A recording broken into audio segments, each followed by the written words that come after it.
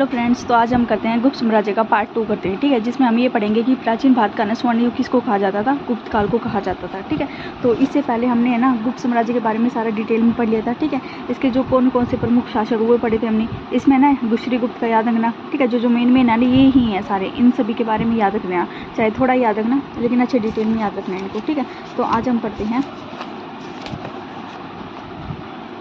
जो है गुप्त काल, उसको प्राचीन भारत का स्वर्ण युग क्यों कहा जाता था, क्योंकि गुप्त काल को और क्या नाम थे, गुप्त काल का जो स्वर्ण युग कहा जाता था। ठीक है, और क्या कहा जाता था, क्लासिकल एज या पेरिक्लियन एज भी कहा जाता था। ठीक है, यानी गुप्त काल को स्वर्ण युग कहा जाता था। इसके अलावा इस काल को क्लासिकल एज और पेरिक्लियन एज भी बोला जाता था। ठीक है, अब देखते हैं आगे, यहाँ से देखते हैं कुछ विद्वानों जैसे R.S. शर्मा, D.D. कौशाम्बी, रोमिला थापर गुप्त के जो स्वर्ण युग की संकल्पना को निराधार सिद्ध करते हैं। ठीक है, क्योंकि उनके अनुसार जो ये काल था ना, यानी गुप्त साम्राज्य का जो काल था, उसमें बहुत ज़्यादा गिरावट आई थी। किस किस में गिरावट आई थी वो देखते हैं। जो नगरों का क्या हो गया था, पतन होने लग गया था। ठीक है, व्यापार वाणिज्य के पतन होने लग गया था। फाइनेंशियल जो प्रॉब्लम्स वगैरह थे ना, वो उसका भी टाइम आ गया था, यानी कि बहुत ज़्यादा कम हो चुके थे फाइनेंशियल प्रॉब्लम वगैरह भी। ठीक है, तो गुप्त काल में आते जाते इन सभी चीज़ों का क्या होने लगा था, पतन होने लग गया था। ठीक है, यानी खत्म होने लगा था, यानी उस चरम सीमा तक पहुंच गया था। ठीक है, अब देखते हैं आगे। गुप्तों की जो उत्पत्ति है ना, मतलब कि ना ऐसा माना जाता है, कुछ जो इतिहासकार है ना, उन्होंने गुप्तों की उत्पत्ति बताई है, और कौन किस किस ने बताई वो देख लेते हैं। तो स्टार्टिंग में है शूद्र या निम्न जाति से उत्पत्ति, यानी गुप्तों की जो उत्पत्ति है ना, शूद्र या निम्न जाति से बताई जाती है। ऐसा किसने कहा था, काशी प्रसाद जायसवाल ने बताया था। ठीक है, इनको बस एक बार पढ़ लेना। ठीक है, याद करने की जरूरत नहीं, बस एक बार मतलब कि जब भी इस वाले चैप्टर को करो ना रिवाइज, तो बस एक बार याद रख लेना इसमें ये कहा था। तो गुप्तों की उत्पत्ति हमने पहले पढ़ लिया। दूसरा बताया था वैशरण, यानी गुप्तों की जो उत्पत्ति है ना, वैश्यों से मानी जाती है। ऐसा किसने कहा था, S.K. आयंकर, आनंद सदाशिव अल्टेकर, रोमिला थापर, रामशरण शर्मा। ठीक है, इन्होंने बताया था। क्षत्रिय किन्होंने कहा था, A.C. मजूमदार, गौरीशंकर, सुधारक चट्टोपाध्याय, हीराचंद्र ओझा। ठीक है, गुप्तों की उत्पत्ति जो ब्राह्मण से होती है, ऐसा किसने कहा था, तो डॉक्टर राय चौधरी ने और डॉक्टर रामगोपाल गोयल ने। ठीक है, तो गुप्तों की उत्पत्ति देख ली थी हमने यहाँ से। ठीक है, आप देखते हैं आगे। जो है ना गुप्तों का जो प्रशासन था ना, राज्य को ना देवी अधिकार प्राप्त थे। ठीक है, यानी जो राजा होता था ना, उसको ना हर तरह के अधिकार प्राप्त थे, देवी है यानी देवताओं के बराबर अधिकार प्राप्त थे। ठीक है, सामंती व्यवस्था का आरंभ हुआ था। ठीक है, तो गुप्तों के टाइम पे क्या हुई थी, सामंती व्यवस्था आरंभ हुई थी। ठीक है, अब देखते हैं आगे। गुप्त जो प्रशासन था ना, राजतंत्र में व्यवस्था पर आधारित था। ठीक है, तो हमने सबसे पहले था जो पढ़े थे 2 पॉइंट कौन कौन से थे, सामंती व्यवस्था थी। ठीक है, गुप्तों के टाइम पे, और क्या थी, राजा को देवी का अधिकार प्राप्त थे। और यहाँ पे हमने देखा कि गुप्त प्रशासन राजतंत्रात्मक व्यवस्था पर आधारित था। ठीक है, देवत्व का सिद्धांत गुप्तकालीन शासकों में ही प्रचलित था। ठीक है, तो यहाँ से मेन याद रखना, राजतंत्रात्मक व्यवस्था थी, देवत्व का सिद्धांत था। ठीक है, राजपथ वंशानुगत सिद्धांत पर था, यानी जो राजा का जो पद होता है, यानी राजा के सिंहासन पर है ना, या उत्तराधिकार कौन बनेगा, तो उनका खुद का जो वंश का बेटा होता था ना, यानी अपने ही वंश का जो बेटा होता था उसको ही बनाया जाता था। ठीक है, तो वंशानुगत वो थी, राजपथ व्यवस्था थी। गुप्त सम्राटों के समय गणतंत्रीय राज व्यवस्था का भी ह्रास हो गया था। ठीक है, क्योंकि राजतंत्रात्मक व्यवस्था थी, तो गणतंत्रीय जो राज व्यवस्था था ना, उसका क्या हो गया था, ह्रास हो गया था, यानी डिप्रिशिएट हो गया था। ठीक है, राजा है ना अपने बड़े पुत्र को युवराज घोषित करता था, क्योंकि क्या था, वंशानुगत परंपरा थी। ठीक है, उत्कर्ष के समय जो था ना गुप्त साम्राज्य, उत्तर में ना हिमालय से लेकर दक्षिण में ना जो उत्कर्ष का टाइम था, ये वाला जो साम्राज्य था, क्योंकि ना गुप्त साम्राज्य ने अपना जो विस्तार था ना भारत में बहुत ज़्यादा किया था। कहाँ कहाँ से किया था, तो हिमालय से लेकर दक्षिण के ना विंध्य पर्वत तक किया था। पूर्व में ना बंगाल की खाड़ी से लेकर पश्चिमी के सौराष्ट्र तक फैला हुआ था। ठीक है, कौन, गुप्त साम्राज्य। सौराष्ट्र कहाँ पे पड़ता है, तो ये गुजरात में पड़ता है हमारा। ठीक है, तो यहाँ से ये जो मेन पॉइंट है ये देख लेना। अब देखते हैं इनकी अर्थव्यवस्था कैसी थी। हमने जब गुप्त साम्राज्य पढ़ा था, तो हमने देखा था कि जो भू राजस्व व्यवस्था है ना, उसमें क्या कितना भाग बताया गया, 1/4 और 1/6 भाग पर ली थी। ठीक है, इनका मुख्य आधार क्या था, तो इनका मुख्य आधार क्या था, कृषि थी। ठीक है, अर्थव्यवस्था में जो उज्जैन है ना, उनका व्यापारिक केंद्र था। किनका, गुप्त साम्राज्य का पूछ रहे, व्यापारिक केंद्र कौन सा राज्य था, तो वो उज्जैन था, जो कि MP में पड़ते था। फिर हमने देखा इन्होंने सोने के सिक्के चलाए थे। ठीक है, उसका क्या नाम रखा था, दिनार। चांदी का सिक्का चलाया था, उसका क्या नाम रखा था इन्होंने, रुपये का। ठीक है, भूमि दान का विस्तार मनुस्मृति में हुआ। ठीक है, यानी कि जो भूमि दान की जो व्यवस्था चलाई गई थी ना, वो गुप्तों के समय में चलाई गई थी, और इसका वर्णन किसमें, मनुस्मृति में है। ठीक है, मनुस्मृति किसने लिखी थी, मनु ने लिखी थी। ठीक है, इसी प्रकार भेंट नामक कर का भी उल्लेख है, कहाँ पे, हर्षचरित में आया। ठीक है, तो ना भूमिदान और भेंट नामक कर, इन दोनों का वर्णन है ना कहाँ पे मिलता है, हमें गुप्त साम्राज्य में मिलता है। ठीक है, यानी कि भेंट नामक कर की जो नीति थी, या फिर है ना भूमिदान का जो विस्तार, ऐसी जो दोनों प्रथाएं हैं ना, या दोनों व्यवस्थाएं थी, वो गुप्त साम्राज्य में ही प्रचलित थी। ठीक है, तो भूमिदान का तो मनुस्मृति में मिलता है, लेकिन भेंट नामक कर का कहाँ पे मिलता है, हर्षचरित में आया था। ठीक है, फिर आगे देखते हैं, हमने अर्थव्यवस्था देख ली, अब देखते हैं आगे। राज्य की आय के ना मुख्य स्रोत कौन से थे, यानी जो राज्य को आय मिलती थी या इनकम मिलती थी ना वो कहाँ से मिलती थी, ठीक है। तो है ना उसको ना 3 भागों में बांटा गया था, जैसे भाग, भोग और परण-पकर, ठीक है। परण-पकर जो भाग होता था ना, राजा को भूमि के उत्पादन से प्राप्त होने वाला छठा हिस्सा क्या कहलाता था, भाग कहलाता था। तो मोस्ट इंपॉर्टेंट ये पूछा जाता है, डेफिनेशन डाल के ये पूछा जाता है कि राजा को भूमि के उत्पादन से प्राप्त होने वाला छठा हिस्सा क्या कहलाता है, भाग। भोग क्या कहलाता है, राजा को हर दिन फल फूल या सब्जियों के रूप में दिया जाने वाला कर क्या कहलाता है, भोग कहलाता है, ठीक है। यानी फल फूल या सब्जियों के रूप में दिया जाने वाला कर भोग कहलाता है, ठीक है। फिर परण पर क्या होता था, गुप्त काल में ग्रामवासियों पर लगाया गया अनिवार्य या स्वच्छंदा कर क्या कहलाता है, परण पर। यानी जो ग्रामवासी होते थे उनको है ना मतलब कि गुप्त काल में क्या था कि उनको है ना कर देने होते थे, ठीक है। या तो अपनी मर्जी से दे दे मतलब कि या फिर मैंडेटरी था, ठीक है। तो क्या था उस कर को क्या बोलते थे, परण पर कर बोलते थे, ठीक है। तो हमने यहाँ से 3 कर पढ़े। भाग जो कि है ना भूमि के उत्पादन से प्राप्त होने वाला कौन सा था, छठवां हिस्सा था, ठीक है। भोग जो कि है ना फल फूल या सब्जी के रूप में ना दिया जाने वाला कर था, ठीक है। परपण कर यानी ग्रामवासी को द्वारा लगाया जाने वाला स्वच्छंदा कर था, ठीक है। तो हमारे यहाँ से ये हो गया अर्थव्यवस्था का हमारा कंप्लीट। अब देखते हैं सामाजिक, ठीक है। सामाजिक कैसी थी, जो सामाजिक स्थिति थी ना गुप्त काल है ना भारतीय जो है ना समाज था ना वो परंपरागत 4 उसमें 4 जातियों में विभाजित था। सामाजिक जो था हमने पढ़ा था कौन कौन सी जाति थी, ब्राह्मण, क्षत्रिय, वैश्य, शूद्र, ठीक है। तो गुप्तों की जो है ना उत्पत्ति हमने पहले ही से पहले पढ़ा था कि ब्राह्मणों, क्षत्रिय, वैश्य और शूद्र चारों से मानी जाती है, ठीक है। और किस किस ने कहा था, उन साहित्यकारों के हमने नाम भी पढ़े थे, ठीक है। कौटिल्य ने ना अर्थशास्त्र में बराहमीर के बृहद संहिता में चारों वर्णों के लिए अलग अलग वस्तुओं का विधान बताया है, ठीक है। यानी है ना बराहमीर ने है ना बृहद संहिता में है ना जो ये 4 जाति थी कौन कौन सी, ब्राह्मण, वैश्य, क्षत्रिय है, तो इनके लिए ना अलग अलग क्या बनाए हैं, वस्तुओं का विधान बनाया है, ठीक है। किसने, बराहमीर ने अपनी बृहद संहिता में, ठीक है। और जो कि कौटिल्य का अर्थशास्त्र में है, ठीक है। तो कौटिल्य ने अपनी बुक लिखी थी इकोनॉमिक्स, उसमें ना बराहमीर ने क्या किया है, बृहद संहिता में क्या किया है कि जो इन चारों जातियों के क्या बनाए हैं, अलग अलग वस्तुओं का निर्माण किया है। न्याय संहिता में यह उल्लेख मिलता है कि ब्राह्मण की परीक्षा जो है ना तुला से, वैश्य की परीक्षा जल से, शूद्र की परीक्षा जो विषय से और क्षत्रिय की परीक्षा अग्नि से की जानी चाहिए, ठीक है। यानी इनकी जो परीक्षा ली जाती थी ना वो किससे, ब्राह्मणों की परीक्षा तो ना तुला से ली जाती थी, ठीक है। तुला वगैरह जैसे तोल वगैरह होते हैं ना उनसे ली जाती थी, ठीक है। वैश्य की परीक्षा जल से ली जाती थी, शूद्र की विषय से ली जाती थी, यानी विषय जो भी सब्जेक्ट वगैरह होता है ना हमारा उस टाइप से वहाँ पे उस टाइम विषय होते थे, ठीक है। क्षत्रिय की परीक्षा अग्नि से की जाती थी, ठीक है। तो इस वाले में न्याय संहिता में इन चारों का वर्णन है कि है ना पूछ ले जो 4 जाति है ना उनकी है ना परीक्षाओं का वर्णन कहाँ पे किया गया है, तो न्याय संहिता में उनकी परीक्षाओं का वर्णन किया गया है, ठीक है।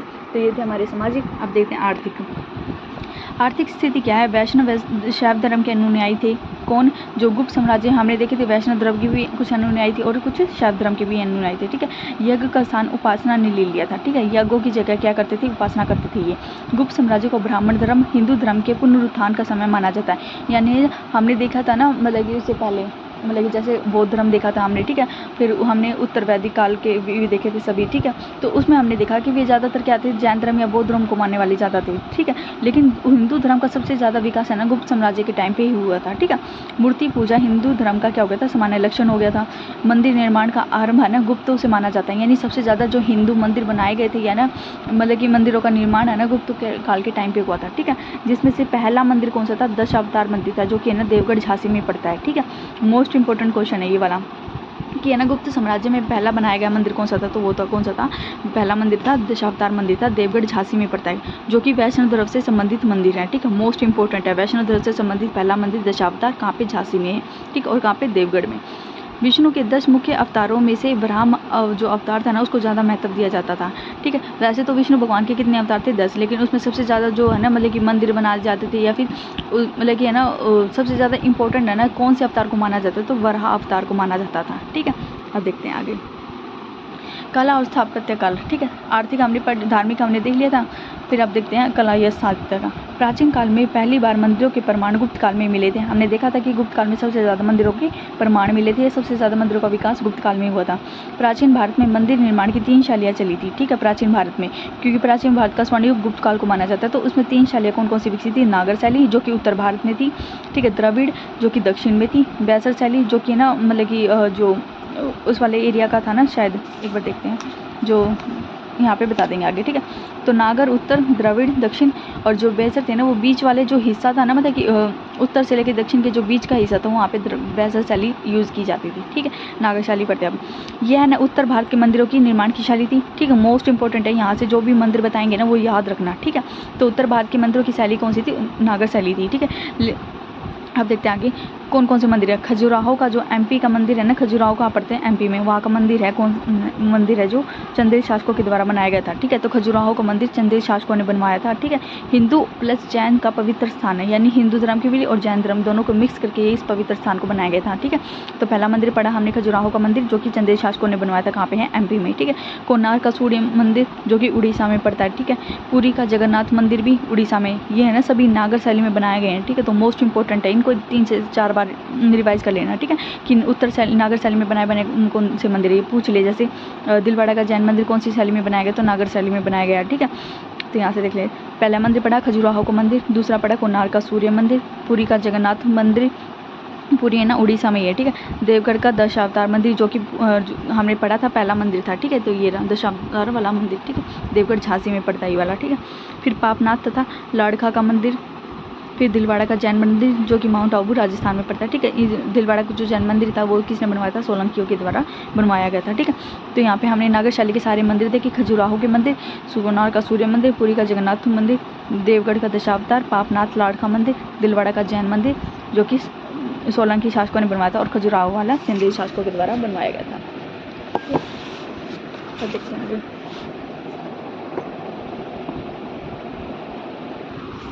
एक है ना यहाँ से ये है कि उत्तर भारत में ग्वालियर का जो तेली मंदिर है एकमात्र ऐसा मंदिर है जो उत्तर भारत में होते हुए द्रविड़ शैली में बना है। हमने देखा था उत्तर भारत में कौन सी शैली विद्यमान थी? नागर शैली के मंदिर बनाए जाते थे, लेकिन उत्तर भारत में इकलौता एक मंदिर कौन सा है? ग्वालियर का तेली मंदिर जो कि द्रविड़ शैली में बनाई जाती है। वैसे द्रविड़ शैली कहाँ पे बनाई जाती है मंदिर? दक्षिण भारत की जो मंदिर है ना वो द्रविड़ शैली में बनाई जाती है, लेकिन उत्तर भारत में भी द्रविड़ शैली का एक मंदिर है, वो कौन सा है? ग्वालियर का तेली मंदिर है, ठीक है। तो यहाँ से ये याद रखना मोस्ट इंपॉर्टेंट। अब देखते हैं द्रविड़ शैली। दक्षिण भारत के जो मंदिर है ना निर्माण शैली को ना द्रविड़ शैली कहा जाता था, ठीक है। यानी दक्षिण भारत में कौन सी शैली विद्यमान थी? द्रविड़ शैली, यानी मंदिर निर्माण द्रविड़ शैली में बनाए जाते थे। द्रविड़ शैली के मंदिर का निर्माण चोल, पल्लव, पांड्य राजाओं के संरक्षण में हुआ था, जिसमें प्रमुख है, ठीक है।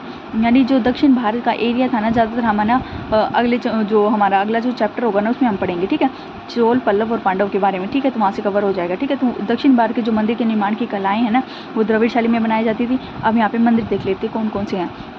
तंजौर का ना राजराजेश्वर मंदिर, ठीक है, मोस्ट इंपॉर्टेंट है, जिसको बृहदेश्वर मंदिर भी बृहदेश्वर राजराजेश्वर में मंदिर भी बोला जाता है, ठीक है। तंजौर का राजेश्वर मंदिर, कांची का कैलाशनाथ मंदिर, महाबलीपुरम का रथ मंदिर, कुंभकोंडम मंदिर, चिदंबरम मंदिर, ठीक है। मोस्ट इंपॉर्टेंट क्वेश्चन है, ठीक है। द्रविड़ शैली के ये पांचों के पांचों हैं, ठीक है। तंजौर का राजेश्वर मंदिर, कांची का कैलाशनाथ मंदिर, महाबलीपुरम का रथ मंदिर, कुंभकोंडम का मंदिर, चिदंबरम का मंदिर, ठीक है। तो यहाँ से ये 2-3 बार देख लेना। फिर लास्ट देखते हैं हम बैसर शैली, ठीक है। बैसर शैली के मंदिर का जो निर्माण है ना नागर प्लस द्रविड़ के ना मिश्रण से हुआ है, ठीक है। हमने बताया था उत्तर और दक्षिण में कौन सी, उत्तर में तो नागर थी, दक्षिण में कौन सी थी? द्रविड़ थी। तो बीच में यानी बैसर शैली थी, यानी उत्तर का भी उसमें था शैली थी, उत्तर की नागर शैली भी उसमें विद्यमान थी और द्रविड़ की इसमें शैली भी विद्यमान थी, ठीक है। नागर और द्रविड़ को जो मिक्स करके बनाई गई उसको बैसर बोला गया था, ठीक है। जिसमें मंदिरों का आकार संरचना तो नागर शैली में थी, ठीक है। क्या थी इंपॉर्टेंट? मंदिरों का आकार जो थे ना, मतलब कि जो स्ट्रक्चर वगैरह था वो तो नागर शैली में थी, लेकिन उनका अलंकरण द्रविड़ शैली में किया गया था, ठीक है। यानी उनको सजाया कौन सी शैली में गया था? द्रविड़ शैली में सजाया गया था, ठीक है। तो स्ट्रक्चर वगैरह जैसे प्रांगण कैसा होना चाहिए उस तरह, तो वो तो उत्तर शैली में बनाए, नागर शैली में बने थे, लेकिन उन पर चित्र बनाए गए थे, अलंकृत किया गया था, उनको सजाया गया था, वो द्रविड़ शैली में, ठीक है। बैसर शैली के मंदिरों का विकास है ना चालुक्य होयसल के राजाओं के काल में हुआ था, ठीक है, जिसमें फिर प्रमुख है। अब देख बैसर शैली के है ना प्रमुख मंदिर देते हैं। हल्देव होयसल मंदिर है, ठीक है। मोस्ट इंपॉर्टेंट क्वेश्चन ये होयसल मंदिर, इसको ना यूनेस्को में भी शामिल किया गया है 2024 में ही, ठीक है। तो मोस्ट इंपॉर्टेंट है होयसलेश्वर का मंदिर जो कि कहाँ पे पड़ता है? कर्नाटक में, ठीक है। एहोल का मंदिर, ठीक है। पतड़खल का मंदिर, ठीक है। यहाँ से ना ये 3 याद रख लेना, लेकिन मोस्ट इंपॉर्टेंट ये है जिसको ना यूनेस्को के ना उसमें साइट में इंक्लूड किया गया है, किसको? होयसलेश्वर मंदिर को, जो कि कहाँ पे पड़ता है? कर्नाटक में, ठीक है। होयसलेश्वर के मंदिर को, एहोल का मंदिर, पतड़खल की मंदिर, ठीक है। तो यहाँ से बैसर शैली की हमने देख ली। गुप्त काल में जो गुप्त काल में था ना उसमें कला की विधाओं जैसे वसतम स्थापत्य चित्रकला मृत भांड कला आदि में अद्भुत प्रकृति को देखने मिलती है। यानी इसका कहने का मतलब ये है कि गुप्त काल में ना सबसे ज़्यादा चित्रकला का विकास हुआ था, ठीक है। नागर शैली, वैसे हमने सारी शैलियों के पढ़े थे, ठीक है। सबसे ज़्यादा जो विकास है ना गुप्त काल में हुआ था, ठीक है। मृत भांड यानी कि जो है ना बर्तनों पर है ना चित्रकारी की जाती थी ना, वो भी गुप्त काल के टाइम पे ही पड़ी थी, ठीक है। गुप्त काल मंदिरों पर पार्श्वों पर गंगा, यमुना, शंख या पद्म की आकृतियाँ बनी होती थी, ठीक है। हमने देखा कि गुप्त काल के मंदिरों की जो थी ना कला था, आकार तो है ना नागर शैली में बनाए जाते थे, स्ट्रक्चर जो उनका था, लेकिन अलंकृत किस का द्रविड़ शैली में किया जाता था, ठीक है। जैसे गंगा बना दी या यमुना, यानी इतनी अच्छी से कलाकारी की जाती थी कि ना उनको देख के अलंकृत शोभा युक्त हो जाती है, ठीक है। जैसे गंगा, यमुना, शंख या पद्म की आकृतियाँ बनी थी, ठीक है। तो हमने यहाँ से ये वाला कवर कर लिया। अब देखते हैं हम आगे।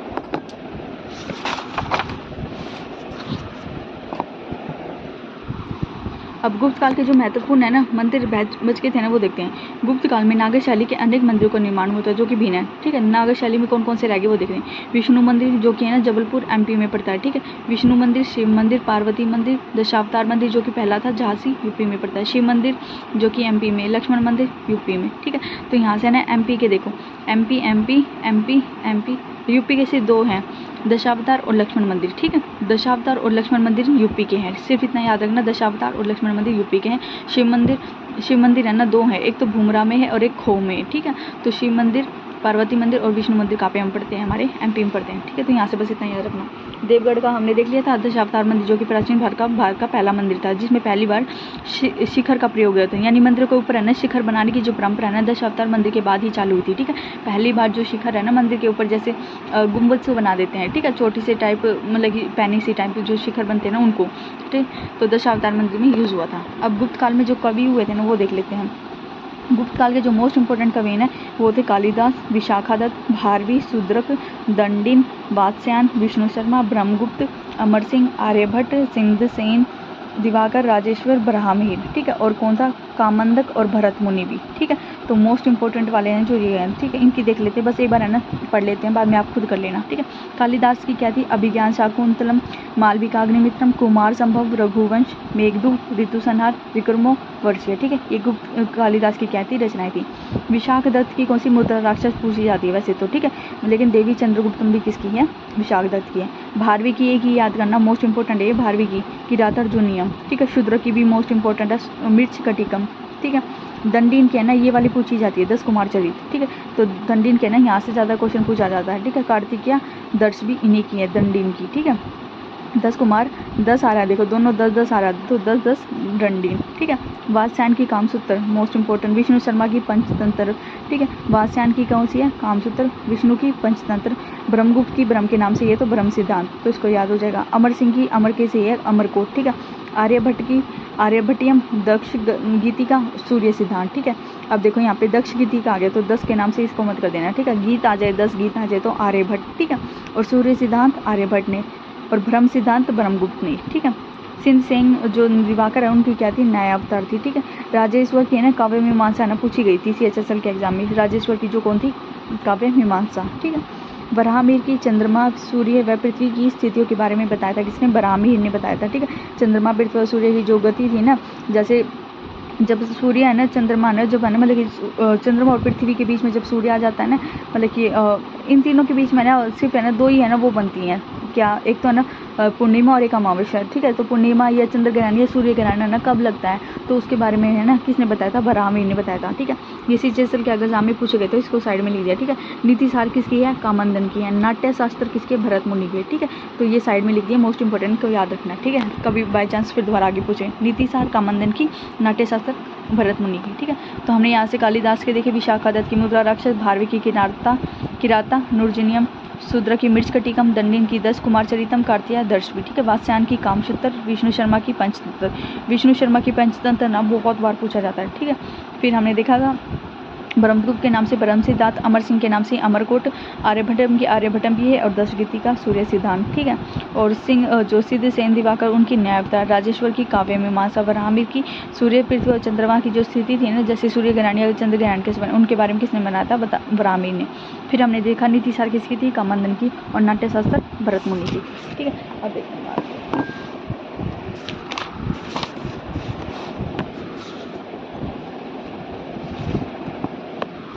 साहित्य से संबंधित देख लेते कौन कौन से क्वेश्चन बनेंगे, ठीक है।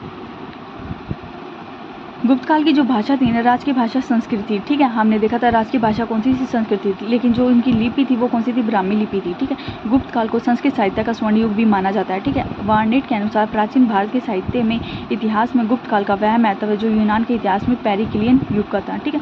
यानी जो गुप्त काल की जो है ना किससे रचना की गई, गुप्त काल की जो है ना मतलब है ना किससे है ना तुलना की गई है, तो जो पेरिक्लियन युग था ना, यूनान का युग था ये वाला।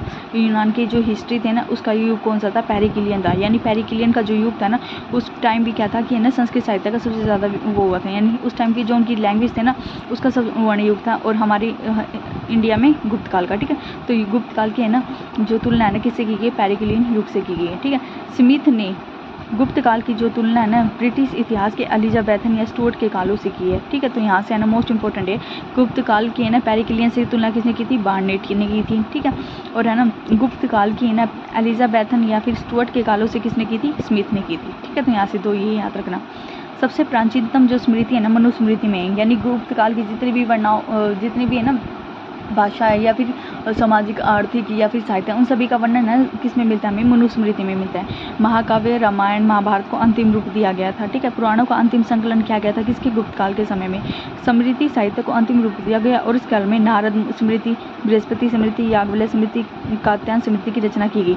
हमने ना 3 स्मृतियाँ पढ़ी थी, ठीक है। तो 3 स्मृतियाँ पढ़ी थी, उसमें ना और भी थी, जैसे नारद स्मृति पढ़ी थी हमने, और कात्यायन और याज्ञवल्क्य स्मृति पढ़ी थी, लेकिन बृहस्पति स्मृति भी है इसमें, ठीक है। तो यहाँ से हमारा साहित्य का हो गया कंप्लीट। भाषा कौन सी थी, संस्कृति थी, क्योंकि हमने देखा गुप्त काल को ना पेरिक्लियन युग किसने कहा था, बार्नेट ने कहा था, और गुप्त काल को ना एलिजाबेथन या स्टुअर्ट के कालों से तुलना किसने की थी, स्मिथ ने की थी, ठीक है। सबसे प्राचीनतम स्मृति कौन सी है, मनुस्मृति है। वैसे स्मृति कौन कौन सी थी, नारद स्मृति, बृहस्पति स्मृति, याज्ञवल्क्य स्मृति और कात्यायन स्मृति भी थी, ठीक है। लेकिन मोस्ट इंपॉर्टेंट कौन सी है, मनुस्मृति है, ठीक है। फिर देखते हैं हम आगे। अब है ना गुप्त काल की जो चित्रकला है ना उसका भी बहुत ज़्यादा इफेक्ट पड़ा है, वो देखते हैं हम। गुप्त काल की चित्रकला का, तो अजंता की जो गुफाएं ना गुप्त काल के टाइम पे बनाई गई थी। अजंता की गुफाएं कहाँ पे, हमारी औरंगाबाद महाराष्ट्र में हैं। अजंता गुफाओं की ना खोज से पूछा जाता है कि अजंता जो गुफाएं हैं उनकी खोज किसने की थी, जेम्स अलेक्जेंडर द्वारा 1819 में की गई थी। इस गुफा के जो चित्र है ना धार्मिक विषय से संबंधित, जिसमें बौद्ध धर्म या महात्मा बुद्ध के जीवन से संबंधित चित्रों का निर्माण किया गया है, ठीक है। तो अजंता एलोरा की गुफाएं ना उसमें बौद्ध धर्म से संबंधित क्या है या उनके जीवन से संबंधित चित्र हैं, ठीक है। अजंता की खोज किसने की थी, जेम्स अलेक्जेंडर ने की थी, ठीक है। और कहाँ पे, ये औरंगाबाद महाराष्ट्र में, ठीक है। यहाँ पे ये पूछा जाता है कि इन गुफाओं में ना कुल 29 गुफाओं की खोज की गई है, ठीक है। तो है ना 29 गुफाओं की खोज कहाँ पे है, अजंता में, जिसमें से है ना केवल 7 ही विद्यमान है, ठीक है। तो पहली जो 2 है ना, पहली और जो दूसरी है वो चालुक्य शासकों के काल में बनाई गई थी, चालुक्य शासकों ने बनवाई थी गुफाओं का। 9वीं जो 10वीं है ना सातवाहन शासकों के समय में बनाई गई थी। 16वीं 17वीं और 19वीं जो थी ना वो गुप्त शासक और वाकाटक जो काल है ना उन्होंने बनवाई थी, ठीक है। तो पहली दूसरी चालुक्य ने, 9वीं 10वीं सातवाहन ने, और 16 17 19 गुप्त शासक व वाकाटक काल ने बनाई थी, ठीक है।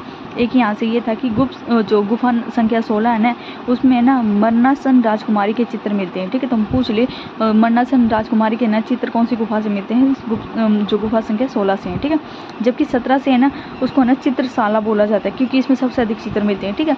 तो 29 गुफाएं थी, ठीक है। 29 गुफाओं में से सबसे ज़्यादा जो चित्र है ना या फिर कौन सी गुफा में बने हुए, तो जो संख्या 17 है ना उसमें सबसे ज़्यादा चित्र बने हुए, इसलिए इसको क्या कहा जाता है, चित्रशाला कहा जाता है, ठीक है। तो यहाँ से हो गया हमारा ये अजंता की गुफाएं का कंप्लीट। अब देखते हैं हम बाकी गुफाएं, ठीक है। तो बाकी गुफाएं कहाँ पे, ग्वालियर में है। जो ग्वालियर कहाँ पे पड़ता है, हमारा मध्य प्रदेश में, ठीक है। बाकी गुफाओं की खोज किसने की थी, डेंजरफील्ड ने की थी 1818 में।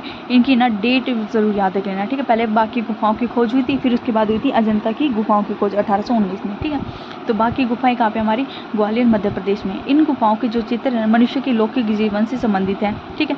इसका निर्माण गुप्त वाकाटक शासकों के काल में हुआ था। हमने देखा था अजंता में कितनी गुफाओं का निर्माण हुआ था, 29 गुफाओं की क्या हुई थी, खोज हुई थी। जो 16 17 19 की है ना उसमें है ना किसने किया था, गुप्त जो शासक और वाकाटक थे, ठीक है। इन्होंने ही मिलके आगे क्या किया था, जो बाकी गुफाएं ना उसका क्या किया था, निर्माण किया था।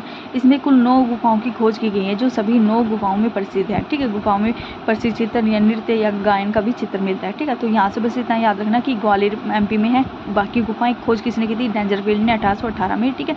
इसमें है ना मनुष्य के लौकिक जीवन से संबंधित जो है ना संबंधित चित्र मिलते हैं, ठीक है। बाकी गुफाओं को है ना किसने बनाया था या निर्माण किसने किया था, गुप्त या वाकाटक शासकों के टाइम पे हुआ था, ठीक है। और 9 गुफाएं यहाँ पे, ठीक है। 29 गुफाएं तो अजंता में थी और 9 गुफाएं यहाँ पे थी। अब देखते हैं गुप्त काल का जो विज्ञान था ना, मतलब कि कौन कौन से साइंटिस्ट हुए थे वो देखते हैं। तो गुप्त काल में ना मोस्ट इम्पोर्टेंट आर्यभट्ट, वराहमिहिर, ब्रह्मगुप्त, भास्कर प्रथम, धन्वंतरि और पालकाव्यम था। ठीक है, तो आर्यभट्ट के बारे में देखते हैं पहले। आर्यभट्टम जो था ना, उसके जो जन्म था ना 476 में हुआ था। प्रसिद्ध क्या थे, ये गणितज्ञ थे। इनका जन्म पूछा जाता है पटना या पाटलिपुत्र। ठीक है, तो आर्यभट्ट कहाँ के थे, पटना के थे। ठीक है, जो हमारे जीरो का आविष्कार किसने किया था, शून्य का आविष्कार किसने किया था, हमारे आर्यभट्ट ने ही किया था। ठीक है, शून्य का आविष्कार किया था। पाई, जो पाई की वैल्यू होती है ना, हम मैथ में रखते हैं, जो पाई की वैल्यू रखते हैं, जैसे को 22/7 होती है, और या पाई की वैल्यू कितनी होती है, 3/14 भी होती है। उसका आविष्कार किसने किया था, आर्यभट्ट ने किया था। चंद्र ग्रहण, सूर्य ग्रहण के सिद्धांत का प्रतिपादन किसने किया था, आर्यभट्ट ने किया था। ठीक है, मतलब कि है ना, हमने यहाँ पे देखा था एक बार, एक मिनट, जो वराहमिहिर था ना, उसने तो ये बताया था कि चंद्रमा, पृथ्वी और सूर्य की स्थितियों के बारे में बताया था। ठीक है, यानी कि जो पृथ्वी है, मतलब कि चंद्रमा है, पृथ्वी है, फिर सूर्य है। ठीक है, यानी सूर्य पृथ्वी है, तो मतलब कि पहले तो सूर्य है, ठीक है, सूर्य के चारों ओर चक्कर कौन लगाती है, हमारी पृथ्वी लगाती है, और पृथ्वी का एकमात्र उपग्रह कौन सा, हमारा चंद्रमा है। ठीक है, तो इनकी स्थितियों के बारे में किसने बताया था, वराहमिहिर ने। ठीक है, लेकिन जब है ना जो सूर्य है और हमारी जो पृथ्वी है और जो चंद्र ग्रहण है, यानी जब चांद है ना सूर्य और पृथ्वी के बीच में आ जाता है ना, जो चंद्र ग्रहण लगता है, या फिर है ना सूर्य ग्रहण कब लगता है ना, उसकी स्थिति किसने बताई थी, हमारी आर्यभट्ट ने बताई थी। ठीक है, तो उसका सिद्धांत किसने दिया था, आर्यभट्ट ने दिया था। आर्यभट्टी नामक एक पुस्तक की रचना की थी। आर्यभट्ट की हमने पुस्तक देखी थी, यानी किस किस चीज़ की रचना की थी वो देखी थी हमने, आर्यभट्टम, दक्षगीतिका, सूर्य सिद्धांत। ठीक है, सूर्य सिद्धांत ये वही है। अब देखते हैं आगे। आर्यभट्ट का हमारा हो गया कंप्लीट।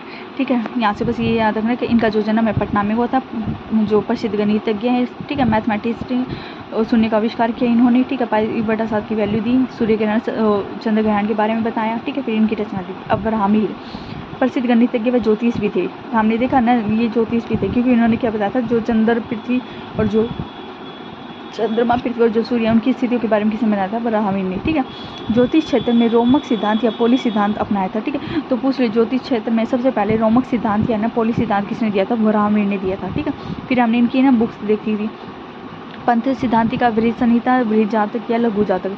तो जातक जातक और बृहत बृहत। ठीक है, जातक जातक, बृहत बृहत, तो सिद्धांतिका या संहिता, तो वराहमिहिर। ठीक है, तो यहाँ से बड़ी याद कर लेना। तो वराहमिहिर से हैं, गणितज्ञ भी थे और ज्योतिष भी थे। ठीक है, इन्होंने रोमक सिद्धांत या पोलिस सिद्धांत का प्रतिपादन किया था। ठीक है, वराहमिहिर ने। अब देखते आगे ब्रह्मगुप्त ने। ब्रह्मगुप्त का है ना, ये क्या थे, खगोल शास्त्री थे, जिन्होंने ना पृथ्वी पर गुरुत्वाकर्षण सिद्धांत दिया।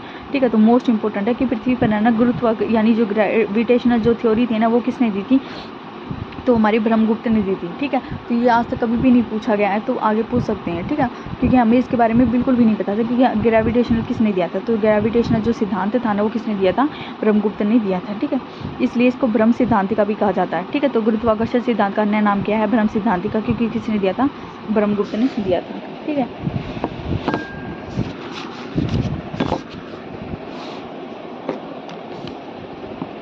अब देखते हैं भास्कर की। ठीक है, भास्कर क्या थे, जो है ना प्रसिद्ध सामान्य वैज्ञानिक थे। ठीक है, भास्कर क्या थे, वैज्ञानिक थे, वैज्ञानिक सिद्धांतों की उन्होंने पुष्टि की थी। इनके बारे में कुछ ज़्यादा नहीं है, बस इतना याद रखना, ये क्या थे, वैज्ञानिक थे। ठीक है, साइंटिस्ट थे। इनकी रचना याद रखना, भास्कर के नाम से भास्कराचार्य, लघु भास्कर, बृहद भास्कर। ठीक है, तो भास्कर की तो वैसे याद हो जाएगी। ठीक है, लघु मत छोटा, बृहद में बड़ा, यानी छोटा भास्कर, बड़ा भास्कर और भास्कराचार्य। ठीक है, तो यहाँ से धन्वंतरि मोस्ट इंपॉर्टेंट है, गुप्त काल के महानतम आयुर्वेद के चिकित्सक कौन है, धन्वंतरि।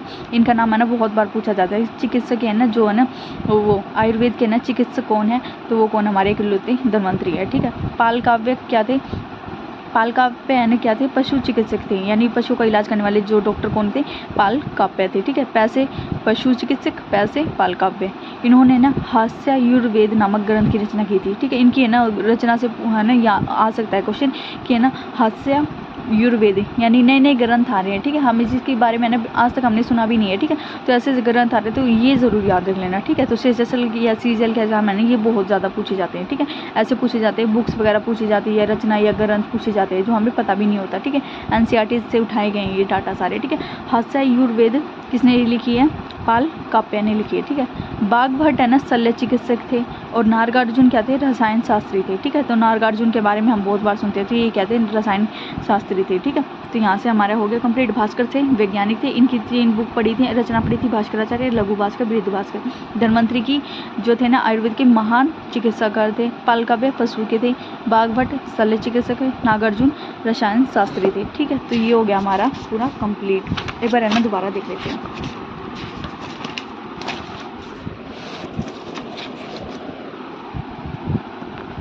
हमने देखा प्राचीन भारत के स्वर्ण युग में ना जो गुप्त काल था ना उसके अन्य नाम क्या कहते हैं, एक तो स्वर्ण युग था ही, एक था क्लासिकल एज या पेरिक्लियन, ठीक है।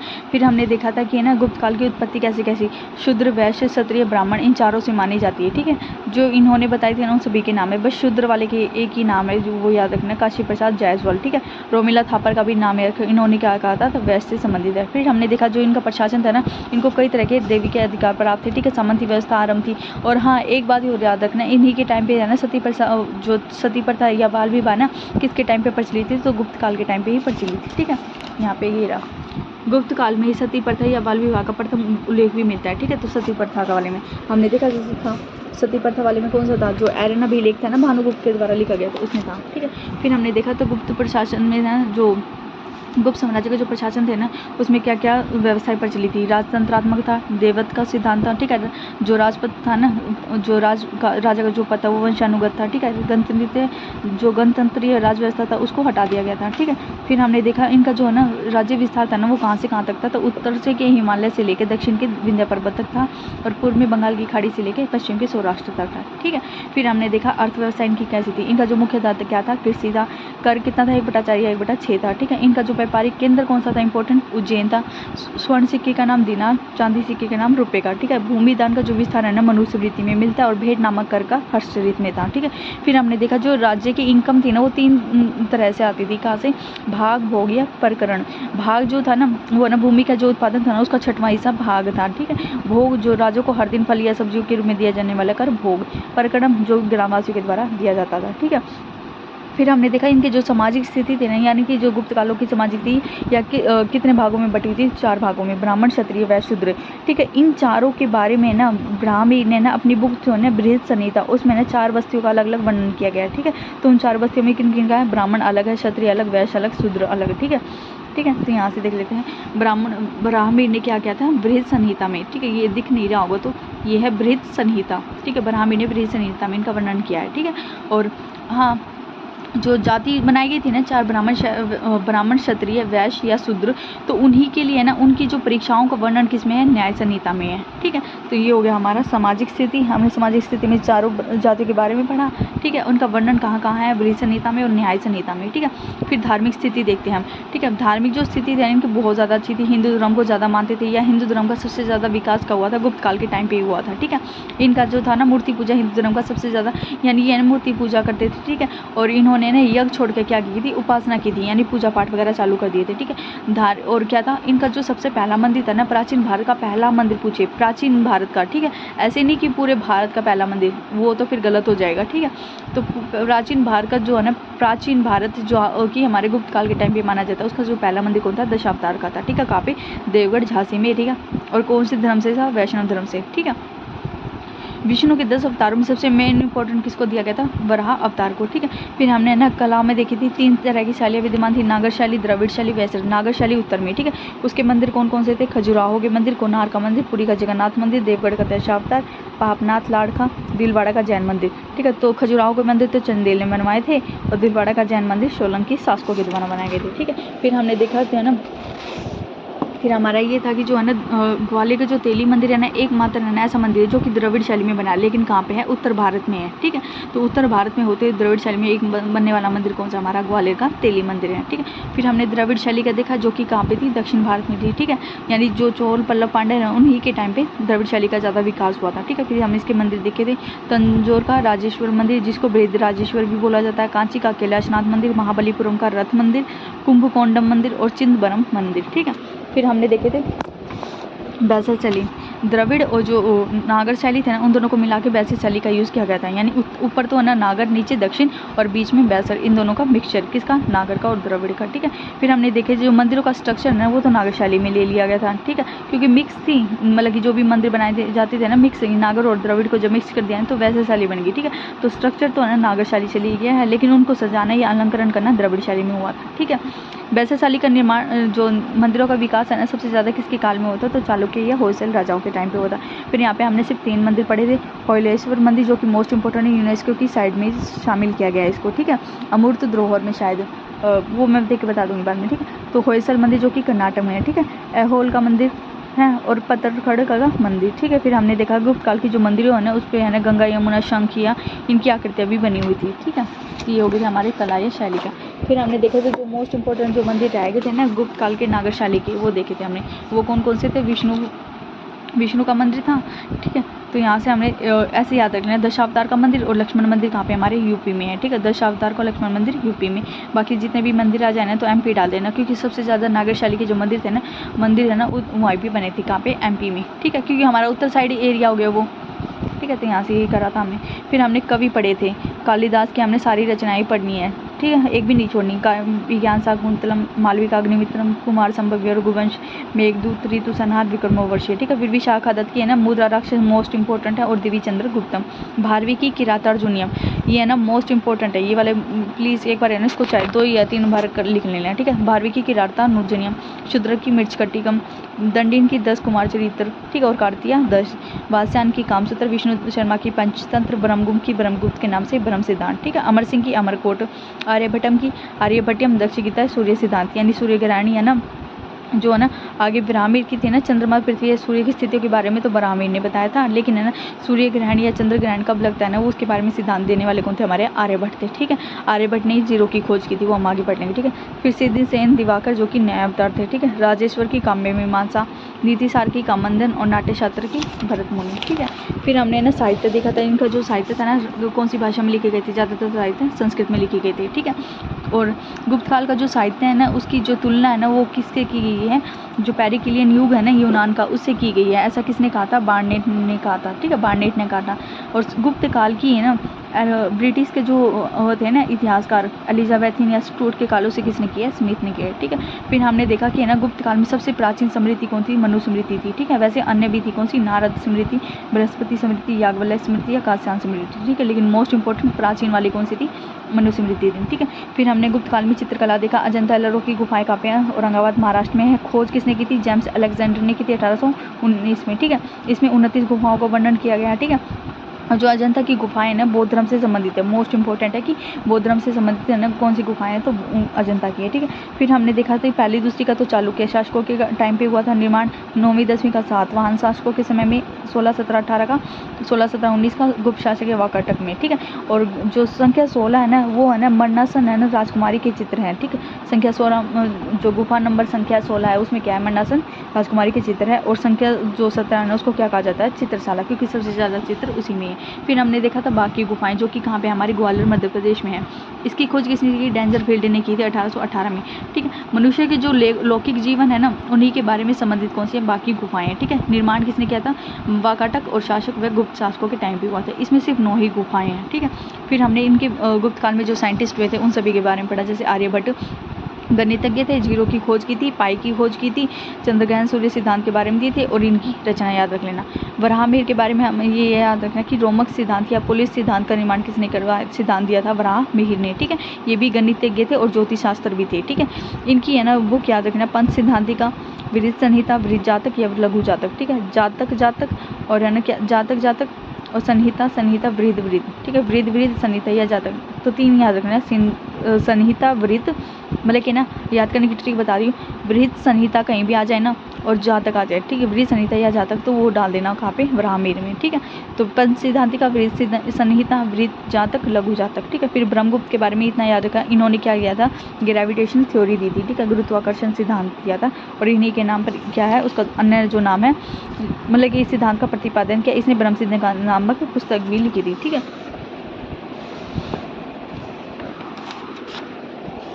फिर हमने पढ़ा था भास्कर के बारे में, ठीक है। भास्कर प्रथम के बारे में बस इतना याद रखें, ये क्या थे? वैज्ञानिक थे, ठीक है। इन्होंने रचना, इनकी 3 रचना थी, भास्कराचार्य, लघु भास्कर या वृहद भास्कर, ठीक है। फिर धन्वंतरी के बारे में हमने पढ़ा कि जो है ना गुप्त काल के महानतम आयुर्वेद के चिकित्सक कौन थे? धन्वंतरी। पालकव्य, पैसे पाल, काप्य और पैसे पशु, ठीक है, चिकित्सक थे। और हास्य आयुर्वेद किसकी है? पालकाप्य की है, ठीक है। हास्य आयुर्वेद किसकी है? पालकाप्य की। फिर बागवट की देखी थी, शल्य चिकित्सक थे, और नागार्जुन कहते रसायन शास्त्री थे, ठीक है। तो ये हो गया हमारा कंप्लीट गुप्त साम्राज्य, जो प्राचीन भारत का स्वर्ण युग था, जिसको गुप्त काल को कहा जाता था, ठीक है। तो ये हो गया हमारा कंप्लीट एंशियंट हिस्ट्री में ना हमारा ना एक लास्ट टॉपिक रहता है, कौन सा? वो है हमारा, एक सेकंड दिखा देती हूँ। दक्षिण भारत के राजवंश, ठीक है। तो ये टॉपिक हम कल कवर करेंगे। इसके बाद है ना आपकी ना एंशियंट हिस्ट्री बिल्कुल कंप्लीट हो जाएगी, ठीक है। फिर उसके बाद हम चालू कर देंगे मेडाइवल हिस्ट्री, ठीक है। तो लास्ट चैप्टर रहता है जो कि हम कल करेंगे।